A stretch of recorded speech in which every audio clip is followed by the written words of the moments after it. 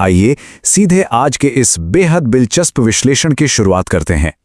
आज हम जिस सोर्स मटेरियल पर चर्चा करने वाले हैं वो एक ऐसी नाटकीय और उलझी हुई कहानी को खोलता है जो सीधे तौर पर दुनिया की कुछ सबसे बड़ी खुफिया एजेंसियों और एक कथित भू राजनीतिक हत्या की साजिश से जुड़ी है। ये एक ऐसा दावा है जो अंतर्राष्ट्रीय राजनीति के दांव पेंच को एक बिल्कुल ही अलग नजरिए से पेश करता है।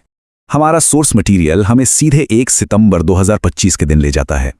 एससीओ समिट के दौरान एक ऐसी कूटनीतिक घटना हुई जिसकी उम्मीद किसी को नहीं थी। दावा है कि भारतीय प्रधानमंत्री ने अचानक अपना तयशुदा सुरक्षा प्रोटोकॉल और बुलेट प्रूफ गाड़ी छोड़ दी और सीधे रूसी राष्ट्रपति व्लादिमीर पुतिन की अल्ट्रा हाई सिक्योरिटी लिमोजीन में जाके बैठ गए। कूटनीति की दुनिया में ऐसा होना बहुत ही असामान्य है और आज हम इसी रहस्य को डिकोड करेंगे। इस टाइमलाइन को देखकर उस वक्त के भारी तनाव का अंदाजा लगाया जा सकता है। सोर्स बताता है कि पूरी दुनिया की नजरों के सामने 2 बड़े विश्व नेता लगभग 1 घंटे तक उस गाड़ी में बंद रहे। लिमोजीन अपनी जगह पर पूरे 10 मिनट तक खड़ी रही और वेन्यू पर पहुंचने के बाद भी दोनों नेता 45 मिनट तक बाहर नहीं आए। आइए इस रिपोर्ट के पहले हिस्से पर नजर डालते हैं। इंटरसेप्ट किया गया खतरा और आधी रात की वो कॉल। तो उस बंद लिमोजीन के अंदर आखिर चल क्या रहा था? दावा है कि एक एन्क्रिप्टेड लाइन के जरिए दोनों नेताओं की सीधे भारत के राष्ट्रीय सुरक्षा सलाहकार यानी एनएसए से बात हो रही थी। सोर्स इस बेहद गंभीर बयान को एनएसए से जोड़ता है। इस कथित बातचीत के मुताबिक खतरा समिट में नहीं था, बल्कि वो पड़ोसी के देश बांग्लादेश से ऑपरेट हो रहा था और इसके तार सीधे अमेरिकी खुफिया एजेंसी CIA से जुड़े होने का दावा किया गया। यहां से कहानी हमें एक अलग ही जगह ले जाती है। दूसरा हिस्सा, ढाका का कोवर्ट कमांड सेंटर। इस पूरे कथित खतरे को समझने के लिए सोर्स हमें कुछ दिन पीछे 27 अगस्त 2025 को ढाका के एक आलीशान 5 स्टार होटल में ले जाता है। बाहर की दुनिया के लिए टेरेंस नाम का ये 50 साल का आदमी महज एक आम अमेरिकन बिजनेसमैन था, लेकिन रिपोर्ट का दावा है कि असलियत में वो CIA का एक बेहद खतरनाक और मंझा हुआ कोवर्ट ऑपरेटिव था। और सबसे चौंकाने वाली बात थी उसका सामान। प्राप्त जानकारी के अनुसार टेरेंस अपने साथ जो 3 बड़े सूटकेस लाया था उनमें कोई बिजनेस सैंपल नहीं थे। उन सूटकेस में हाईटेक इंक्रिप्शन डिवाइस, खुफिया हथियार और ऑपरेशन के ब्लूप्रिंट मौजूद थे। दावा यह है कि इनका इस्तेमाल भारतीय प्रधानमंत्री को निशाना बनाने वाले एक हिट स्क्वाड के लिए कमांड सेंटर बनाने के लिए किया जाना था। अब देखते हैं कि खुफिया एजेंसियों ने इसका क्या जवाब दिया। तीसरा हिस्सा, काउंटर ऑपरेशन। सवाल उठता है कि इतनी बड़ी साजिश का पर्दाफाश कैसे हुआ। सोर्स घटनाओं की एक बहुत ही तेज श्रृंखला का विवरण देता है। अगस्त के आखिर में रूसी एजेंसी SVR ने ढाका में अचानक कुछ हाई लेवल रेडियो फ्रीक्वेंसी को इंटरसेप्ट किया। ये जानकारी तुरंत भारत के NSA को दी गई, जिसके बाद नई दिल्ली में रॉ और IB के बीच आधी रात को एक आपातकालीन बैठक बुलाई गई। यहीं से शुरू होता है रिपोर्ट का चौथा और शायद सबसे अहम हिस्सा, ऑपरेशन साइलेंट टेकडाउन। एजेंसियों को यह स्पष्ट हो चुका था कि हिट स्क्वाड पूरी तरह से टेरेंस के कमांड का इंतजार कर रहा था, इसलिए भारतीय और रूसी एजेंसियों ने मिलकर एक प्री एम्प्टिव स्ट्राइक का फैसला किया।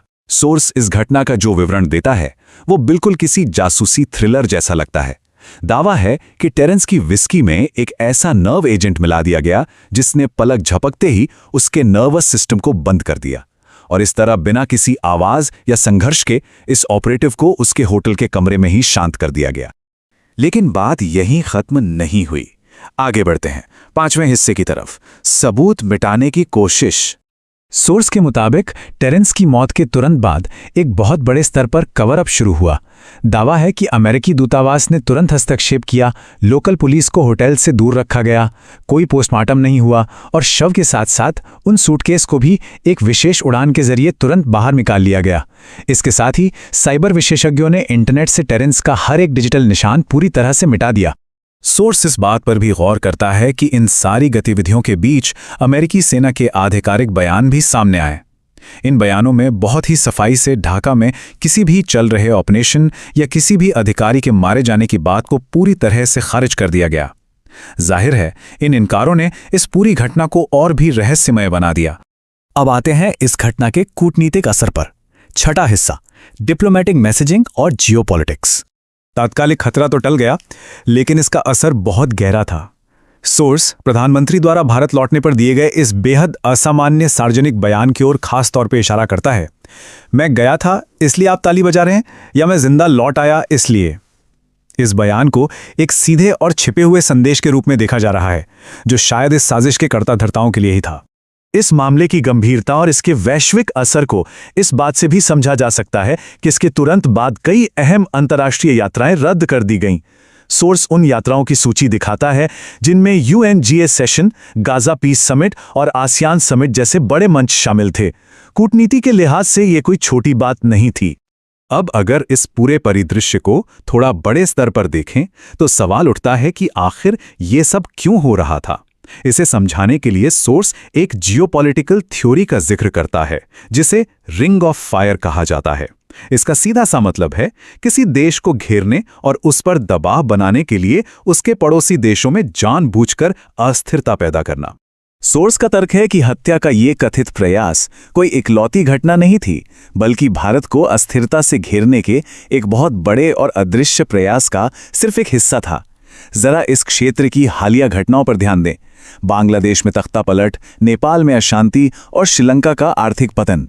इन सभी भू राजनीतिक कड़ियों को जोड़ते हुए सोर्स केंद्रीय मंत्री पीयूष गोयल के इस आक्रामक सार्वजनिक बयान का हवाला देता है, आप हमारे सिर पर बंदूक रखकर हमारे साथ व्यापार समझौते नहीं कर सकते हैं।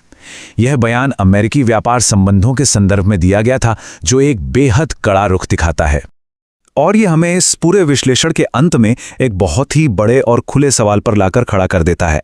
क्या ढाका की एक कथित साजिश सचमुच उसी सिर पर रखी बंदूक का एक असली रूप थी, जिसका मकसद किसी विदेशी एजेंडे को थोपना था?